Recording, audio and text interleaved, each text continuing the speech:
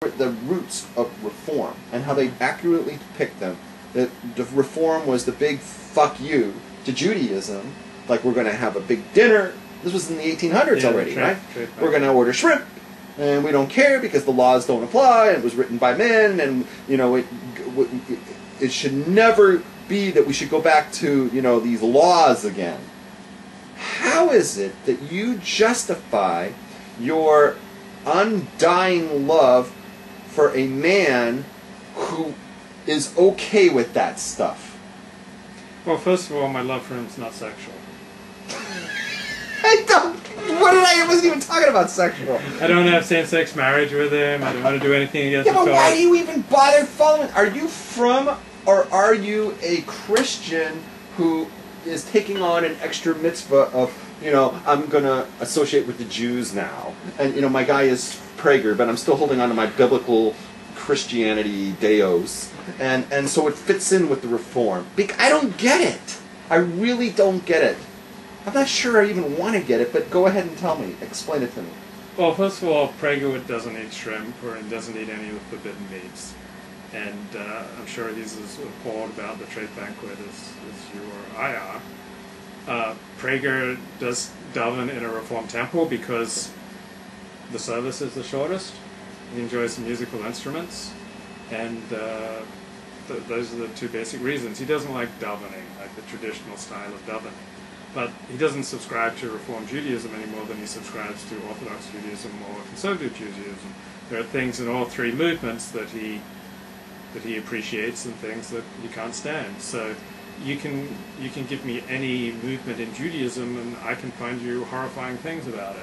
So just because there was a horrifying thing in Reform Judaism doesn't mean that you never set foot in a Reform synagogue. Like there are horrifying things that you find about me. There are some things that I have trouble with you, but I take you as a whole, and I was like, okay, I'm not responsible for everything that Rabbi Rab says on Torah. Okay. So I take you as a whole, That's fine. and I appreciate the good in you. And okay, can I? Yeah. Why do you quote him as a Torah source when you see that when it comes to Torah, he cannot distinguish between what's clearly trafe and what's kosher? And that's really the definition of who you are, according to halacha, according to Judaism, according to Torah.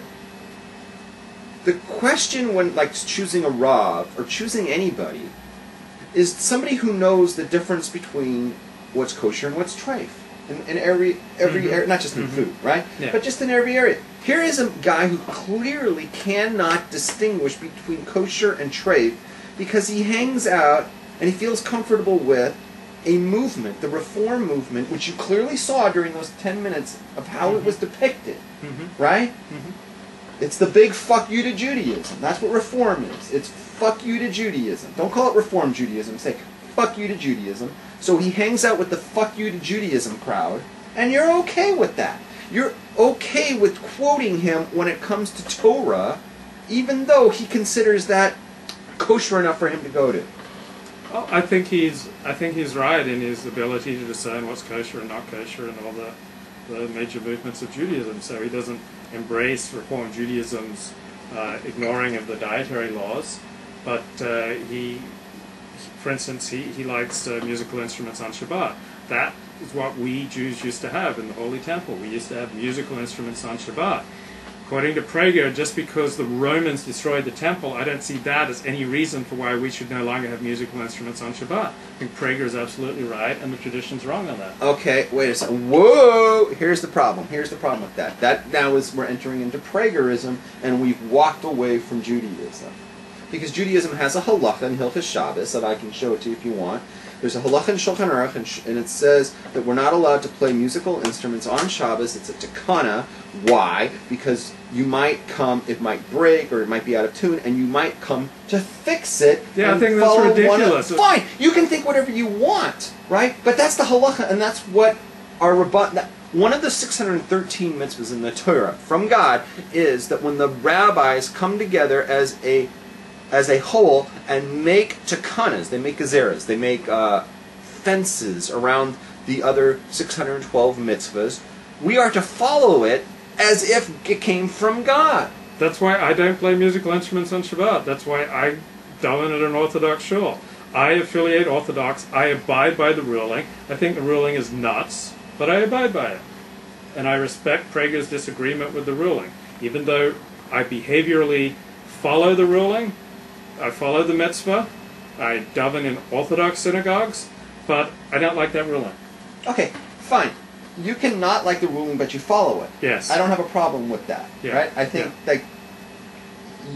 I think that the idea of thinking that the rabbis from 2,000 years ago know less than you and you know more than them is antithesis of Torah thought, but that's your problem and you deal with it, right?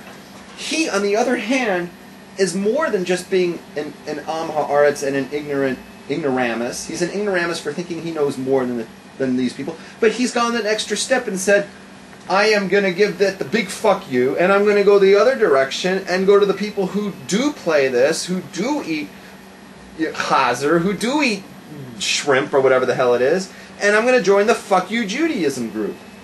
And you're okay with quoting his Torah. What you see is clearly dipped in trafe. When you quote Dennis Prager on Torah, it doesn't matter if he's saying Dennis Prager says to keep Shabbos. It's as if you're quoting a lobster. Because that's what he is. You are what you eat. And that's what he is. He's going to a place that says lobster is kosher to eat. So my assumption is when you say that that place is kosher, then you eat you might as well eat lobster yourself. But that place doesn't say lobster is kosher to eat. They don't serve non-kosher food there. You saw the show. You saw them order. That place isn't that university from 140 years ago where they have that banquet. So you're going to tell me up there that they keep kosher? Yes, they don't keep as strict a kosher as... Whose hashgacha is that place up there? I don't know, but I've never seen... There are no forbidden meats up there. When they buy their cookies and stuff, they come from kosher bakeries. So I've been there many times. There's no mixing of meat and milk. So you're going to tell me the truth that they've broken away from the fuck you to Judaism group, and now they're the fuck you to the fuck you to Judaism group. Well, I wouldn't call either of them the FU to Judaism, but if you want to call them that, they have. Because for many years they did leave the Reform movement. Stephen S. Wise Temple left the Reform movement for many years. I don't know if they're in it now, but they did leave it for many years. And where do they go to? They just went their own way. And so they became the fuck you to Judaism. I don't use that kind of language. It's against the Torah. No, Dennis Prager is not a Reformed Jew any more than he's a conservative Jew or an Orthodox Jew. He sometimes davens in a Reformed temple, he sometimes davens in a conservative temple, sometimes davens in an Orthodox shul. So he's a part of all three movements of Judaism.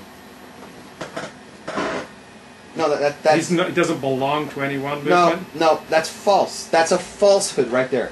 I don't care who the person is, that's a falsehood. You cannot be part of Frumkeit, of Judaism, of Torah Judaism, and also be okay with conservative or reform. You cannot dance at both chasanas simultaneously. You could, dabble with conservative and reform because they're both different forms of heresy. You cannot be okay with Judaism and also be okay with reform or with conservative. You can't. It doesn't work that way. You choose one, and you may say, I'm okay with Frumkeit, but I'm not ready to be from. I'm not from. I don't keep Shabbos, but I know that the Torah is true. I know that. Right? That's fine. But you cannot say, oh, they're just two different kosher forms of Judaism. That you can't say that. That is a statement. This is a logic error. It's a logic fail. You're not even paying attention at this point. I'm listening. I bet you know more about the game right now than you do about what I just said. You want me to repeat what you just said? Go ahead and repeat it. Okay, according to Rabbi Rabs, you can't dance simultaneously at two weddings. So, as an Orthodox, Rabs doesn't like to use the term Orthodox Jew, but as a Frum Jew, as a Torah Jew, you can't have anything, you can't give any legitimacy to Reform and Conservative Judaism according to Rabbi